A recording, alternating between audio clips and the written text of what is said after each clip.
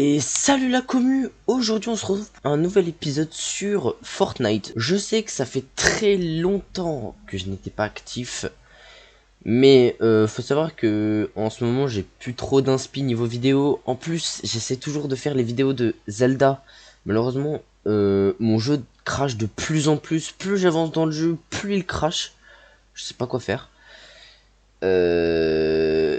Fortnite, ça fait un mois qu'ils n'ont pas sorti de mise à jour. Si, ils ont sorti la 19.01. Attention.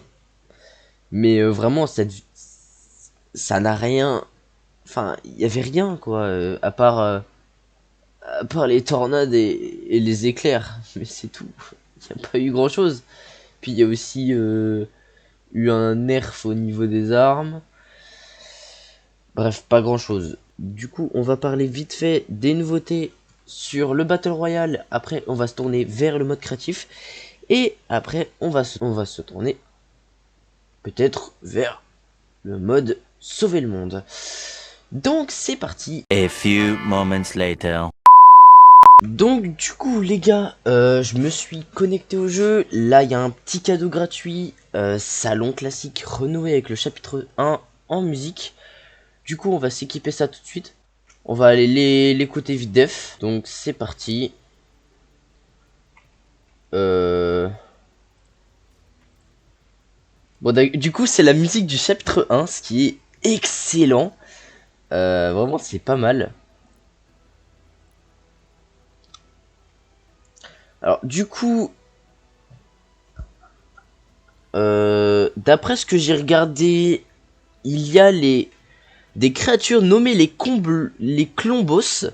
Donc, c'est les dinosaures qu'on a vus dans le trailer. Alors, je vous lis ce qui est marqué. Des rumeurs parlant de leur existence d'une grande créature sur l'île existent depuis longtemps, mais hélas, elle n'avait jamais été découverte jusqu'à aujourd'hui. Qui plus est, elles sont plusieurs à faire trembler le sol de l'île, mais ne vous inquiétez pas, malgré leur taille colossale, ces créatures appelées Clombos sont tout à fait paisibles tant qu'on ne les provoque pas, bien entendu. Donc, il va falloir ne pas les provoquer comme dit. Et apparemment, on pourrait les escalader, étant donné que ce sont des créatures passifs. Vous pouvez escalader leur queue et atteindre un événement sur leur tête. Et ça pourra vous propulser très haut dans les airs, ce qui est plutôt pas mal. On va aller voir ça vite fait en game. On se retrouve après la petite coupure. Bon alors les gars, donc du coup on se retrouve en labo de combat et je viens de trouver quelque chose de très mystérieux. Pas si mystérieux que ça quand même, puisque les joueurs du chapitre 1 pourront reconnaître ceci. C'est évidemment le crâne.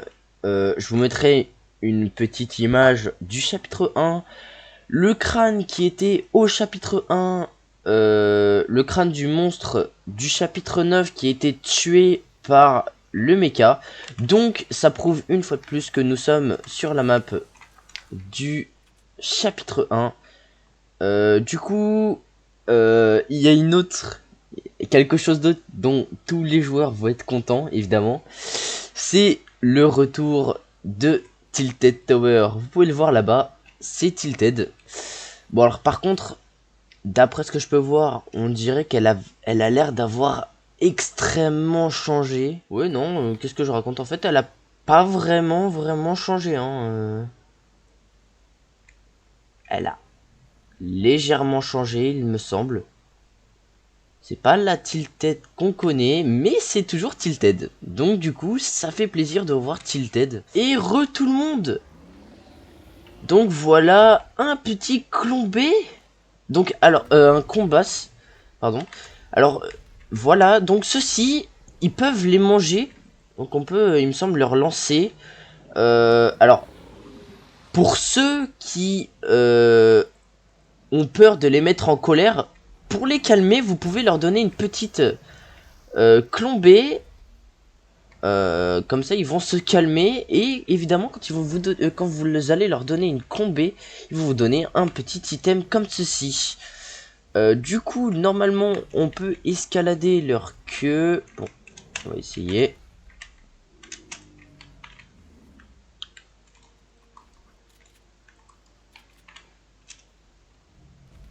Voilà. Oh, les gars, c'est tellement ouf. Alors, normalement, voilà. Voilà. Du coup, on peut faire ça avec les colombés. Alors, on va voir. On va essayer de les mettre en colère. Ne mettez pas en colère un colombé. C'est une très mauvaise idée. Mais on va voir. Alors, on peut lui faire des dégâts. Oh la vache! C'est devenu Monster Hunter.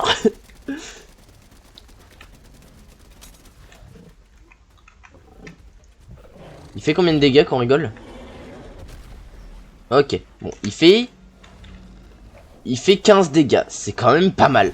Mais normalement... Oh, il lance des bombes d'acide. Ok, faites gaffe. Alors, normalement... Voilà, si vous lui donnez une clombée, il sera gentil. Bon alors évidemment par contre il doit avoir une vie colossale étant donné que on lui fait un dégât. Bon, par contre vous pouvez lui donner n'importe quoi, mais il préfère les clombées et vous ne pouvez le calmer qu'avec des clombées justement. Ce qui est plutôt intéressant et vraiment c'est une belle bête. Genre vraiment c'est exceptionnel. C'est vraiment magnifique. Avec une petite musique de fond, ce qui est plutôt pas mal.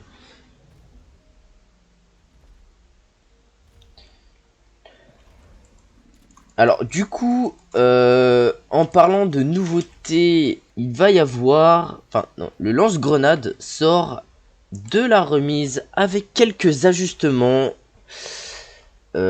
Pour ceux qui ne savent pas ce que c'est le lance-grenade, je vous mettrai une petite image. Petite mise à jour au niveau de la danse des couronnes. Celle-ci, elle peut afficher plus de 99 couronnes.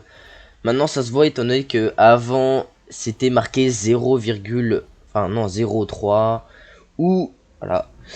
Donc maintenant ça peut afficher plus de 100 couronnes, ce qui est plutôt pas mal pour les gros tryharders. Les dégâts du pistolet mitrailleur Stinger ont été réduits. Alors par contre les dégâts du pistolet Stinger ont été extrêmement réduits.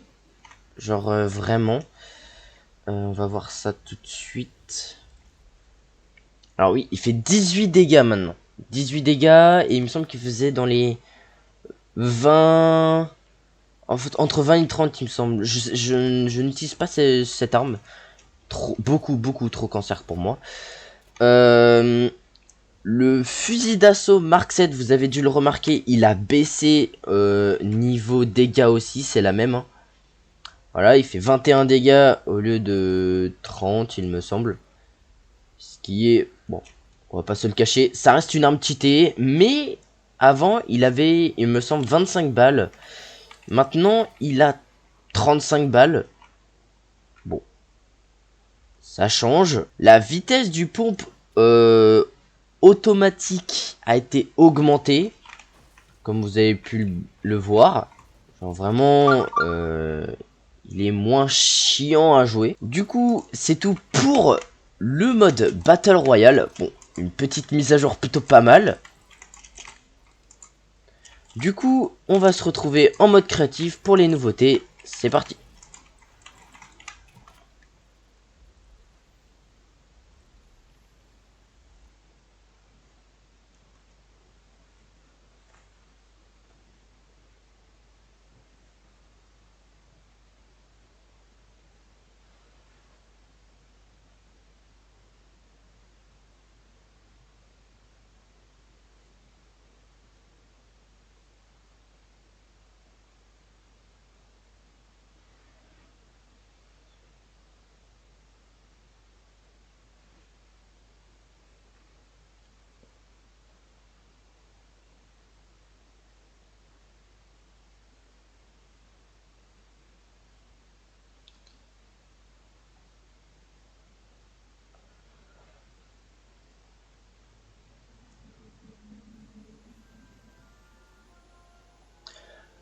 Alors les gars, information de dernière nouvelle, il n'y aura pas de patch note au niveau de sauver le monde, étant donné qu'il n'y a pas de patch note sauver le monde, il n'y a pas eu de mise à jour sauver le monde, du coup on va se rendre directement en mode créatif. C'est parti. Et au passage, il y a eu un petit mode de jeu qui a été rajouté. La marche dans le temps, il me semble qu'on a déjà eu ça, ouais, par... c'était Washington réimaginé. Du coup, il y a plus de trucs. Si ça vous intéresse, allez-y. Et attendez, on va voir s'il y a des quêtes. Non. Il n'y a pas de quête à ce niveau-là. Donc si vous voulez y aller pour découvrir, allez-y. Il n'y a pas de souci. Du coup, c'est parti pour le mode créatif. A few moments later. Alors, du coup, les gars, on se retrouve dans le mode créatif. Donc, apparemment, il y a un nouveau...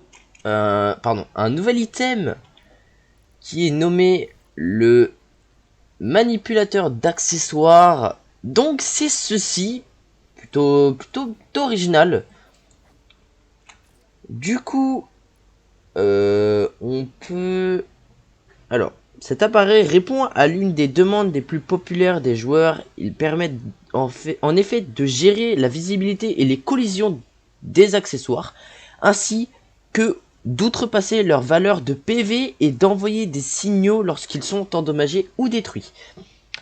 Il suffit d'attacher l'appareil à un accessoire précis ou en faire un volume pour englober plusieurs accessoires et vous pouvez ainsi choisir la visibilité de ces accessoires avec un transmetteur ou procéder à tout un tas d'autres opérations utiles. Ce qui fait qu'on peut faire carrément un événement. C'est plutôt génial. Genre vraiment, ça va changer la vision du mode créatif. Surtout au niveau des accessoires. Nous prévoyons d'ajouter d'autres fonctionnalités au manipulateur d'accessoires à l'avenir afin de permettre une meilleure gestion de votre île. Donc si ils augmentent les possibilités avec ceci, je sens qu'il va y avoir des trucs de taré en mode créatif. Genre vraiment.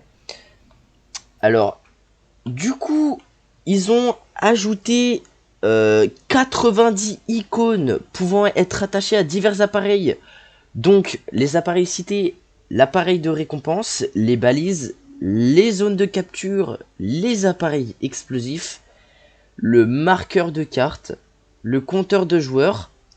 Donc on a vu, c'est un nouvel item, il est ici. Voilà, un petit compteur de joueurs qui est buggé au passage. Bon, voilà. On peut mettre jusqu'à 50 joueurs, logique. On peut affecter les teams, on peut mettre de la couleur, ce qui est plutôt pas mal. On peut mettre des icônes, voilà, donc il y a pas mal d'icônes. C'est la même chose sur le truc à récompense, excusez-moi, je sais plus. Du coup, on va mettre ça, ça va être marrant. Du coup, voilà, donc du coup, il y a pas mal d'icônes, c'est pas mal, c'est pas mal. Donc du coup, on va parler plus en détail de ce compteur de joueurs. Donc du coup, il permet de vérifier combien de joueurs sont présents dans une zone spécifique. Il peut aussi donc filtrer les équipes et les classes comme on a pu le voir. On peut comparer ce nombre à une autre cible, puis envoyer un signal indiquant le succès ou l'échec de cette comparaison. Il permet aussi à un signal d'être envoyé à chaque fois qu'un joueur rejoint ou quitte une partie en cours. Donc ça, pour les gens qui veulent mettre des appareils à XP, par exemple, à chaque fois qu'un joueur rentre, on gagne tel ou tel XP, et bah c'est disponible. Du coup, il y a tout un tas d'options différentes et de modifications subtiles qui rendent cet appareil particulièrement puissant. N'hésitez donc pas à lire la documentation complète à son sujet et à faire des expérimentations afin de vous en servir avec un maximum d'efficacité. Alors, apparemment, il y a un nouvel appareil à fenêtre pop-up. J'ai pas vu. Bon les gars, je suis perplexe. J'ai pas trouvé l'appareil de fenêtre pop-up. Mais du coup, je vais vous lire quand même la description. Cet appareil vous permet d'afficher aux joueurs des informations d'une façon inédite grâce à l'ajout de 2 boutons de réponse personnalisables et d'une option permettant d'intégrer des balises dans le texte. Vous pouvez désormais créer des panneaux d'information, des didacticiels ou même des fenêtres liées entre elles afin de permettre aux joueurs de faire des choix. Ce qui est plutôt pas mal. Nous projetons d'ajouter de nouvelles fonctionnalités à l'appareil de fenêtres pop-up à l'avenir. Donc voilà. Alors voici les codes de balises que vous pouvez utiliser dans le texte de vos fenêtres. Donc du coup je vais vous marquer ça vite fait. Voilà, on peut marquer ceci, enfin tout ça. Voilà. Donc du coup le premier CR, il déplace le texte sur une nouvelle ligne. Voilà. Et player name affiche le pseudonyme du joueur qui voit la fenêtre. Donc en vrai c'est plutôt bien. On peut faire des histoires de malades juste avec ça. Alors du coup il y a eu une mise à jour au niveau de ce petit objet. Maintenant on peut désormais paramétrer l'appareil pour qu'il répète son opération automatiquement à des intervalles réguliers, donc heures, jours, semaines ou mois, un nombre de fois précis ou même indéfiniment. Donc c'est plutôt pas mal si vous voulez créer un événement régulier. Vous pouvez définir une durée pour une horloge et déclencher un transmetteur lorsque ce temps est écoulé. Donc c'est devenu un minuteur. Bon, ça va. Minuteur. Alors, il y a eu une mise à jour au niveau du gestionnaire de créatures. Donc du coup, nous avons aussi répondu à une demande populaire de la communauté, à savoir la possibilité pour le gestionnaire de créatures d'être activé ou désactivé à l'aide de canaux. Cela permet de faire évoluer facilement une courbe de difficulté en passant d'un gestionnaire à un autre en une partie. Donc, ça fera une sorte de mode zombie en Fortnite avec des animaux, c'est pas mal. Il y a une mise à jour de la carte, donc quand on fait M en jeu, nous avions mis à jour la carte et le tableau de score pour que les joueurs puissent voir les 2 fenêtres en même temps. Et qu'il n'ait plus besoin de choisir l'un ou l'autre dans les paramètres. Le paramètre écran de la carte dans l'onglet Mon île détermine quel écran est affiché par défaut lorsque le joueur appuie sur la touche affichant la carte. Et ils peuvent désormais passer de l'un à l'autre en utilisant les onglets en haut de l'écran. Donc cela. Du coup, il y aura un nouvel onglet avec table des scores, cartes et quêtes. Ce qui est plutôt pas mal.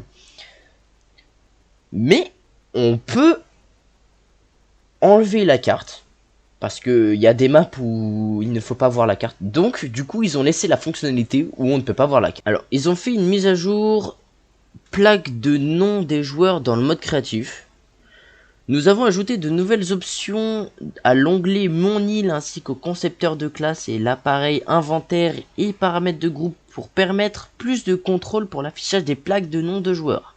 Afin d'aider les créateurs à mieux gérer la pollution visuelle de leur expérience, l'ancienne option nom et position des joueurs a été renommée toujours montrer les plaques de nom et les valeurs ont été légèrement modifiées. C'est équipe uniquement est passé à l'équipe, toujours affiché est passé à tous, toujours caché est passé à toujours caché, aucun changement. Et non, donc nouvelle option. Quand l'option à l'équipe est sélectionnée, les joueurs alliés peuvent toujours voir votre plaque de nom, mais les adversaires suivent la règle définie par la nouvelle option que nous avons ajoutée. Quand l'option nom est sélectionnée, les plaques de nom sont affichées ou cachées pour tout le monde en fonction de la règle définie par la nouvelle option. Alors pour savoir, pour un petit détail, ceux qui ne savent pas ce que c'est la plaque des joueurs, c'est quand votre nom est affiché au-dessus des autres joueurs. C'est juste ça. Distance max des plaques de nom. Les plaques de nom de joueurs sont masquées si le joueur est trop loin de l'observateur. Ce qui est logique, parce que à un moment ça casse les couilles. On va pas se le cacher. Obstruction des plaques de nom. L'observateur doit avoir une ligne de vue non obstruée pour pouvoir voir la plaque de nom de joueur. Ce qui est plutôt pas mal parce que on voyait les joueurs à travers le mur. Focaliser pour afficher les plaques de nom. L'observateur doit se focaliser sur un joueur pour voir sa plaque de nom de joueur en utilisant les paramètres suivants. Angle de focalisation, le joueur doit être dans cet angle du réticule de l'observateur pour que la plaque de nom s'affiche. Ne fonctionne que si focaliser pour afficher des plaques de nom est activé. Durée de focalisation, le joueur doit se trouver dans un angle de focalisation de l'observateur pendant la durée définie pour que sa plaque de nom devienne visible. Ne fonctionne que si focaliser pour afficher les plaques de nom est activé. Il y a eu une mise à jour d'autres appareils, comme l'appareil de contrôle d'ATH, les boutons de la carte et du classement peuvent désormais être affichés ou masqués. Le portail de matchmaking, les joueurs qui jouent en mode privé peuvent désormais lancer le jeu manuellement avant la fin du compte à rebours d'avant le mini-jeu. L'interrupteur des versions sans lumière ont été ajoutés pour le modèle par défaut et le modèle levier. L'appareil de l'effet visuel, l'effet de rayon laser de la fête royale a été rajouté. L'effet de particules de neige a été ajouté. Alors maintenant, on va se tourner au niveau des préfabriqués. Du coup, apparemment, il y a eu une maison de sanctuaire. Génial, il n'y a que dalle. Bon, ça doit être un petit bug, ils ont pas dû mettre les nouveautés encore, je pense. C'est malheureux, Mais du coup, je vais essayer de vous trouver des images pour vous les montrer. Du coup, il y a eu maison du sanctuaire, station hydrophonique du sanctuaire, bâtiment commun du sanctuaire, marché du sanctuaire, hutte de fermier du sanctuaire, hutte de pêcheur. Et du coup, il y a eu une nouvelle galerie de sanctuaire. Bon, ça je vais pas vous montrer parce que ça sert pas à grand chose, vous verrez vous-même. Alors du coup ils ont rajouté des petits items en objet usage unique qui n'étaient pas notés. Heureusement que je l'ai vu avant d'arrêter la vidéo. Du coup il y a eu soirée pizza et il y a eu part de pizza. Bon alors il y a aussi eu le baril de bouclier pour ceux qui ne connaissent pas.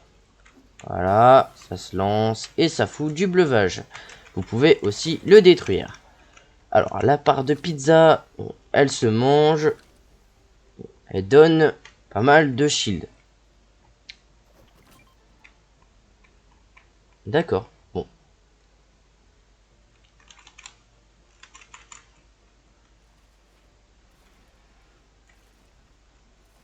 C'est plutôt pas mal. En vrai, c'est plutôt marrant. Bon, du coup, après le reste, ce sont des corrections. On s'en moque un peu. Donc, du coup, voilà, c'est la fin de cette vidéo. J'espère qu'elle vous aura plu. Même s'il n'y a pas eu de combat. D'ailleurs, je suis désolé pour ça. Mais malheureusement, Fortnite, j'ai décidé d'arrêter. Étant donné que il y a beaucoup en ce moment, genre voilà, je suis à 86 ping, ce qui est pas normal parce que Mako marche très bien. Je n'ai pas de connexion, genre vraiment sur les autres jeux mode online, ça fonctionne très bien. Il y a des problèmes au niveau des connexions internet de certains en ce moment, que ce soit au niveau du matchmaking, du mode créatif, du mode sauver le monde, de tous les modes, il y a des problèmes. Même pour se connecter, il y a des problèmes. Les joueurs se font de plus en plus toxiques. Plus de gens tryhard. Même les gens qui ont un faible niveau deviennent toxiques. Donc évidemment, ce n'est plus la peine de jouer. Il n'y a plus de jeu. Non, vraiment, le jeu est en train de mourir. Pour moi, le jeu est en train de mourir. Il n'y a plus de jeu. C'était un petit coup de gueule de ma part. Donc du coup, c'était la fin de cette vidéo. J'espère que cette petite vidéo patch note vous aura plu. Si c'était le cas, n'hésitez pas à lâcher un petit pouce bleu, à vous abonner pour de nouveaux contenus. J'espère qu'il y aura une mise à jour la semaine prochaine. Sur ce, c'était tout. Salut! doing this one. This type of love don't always come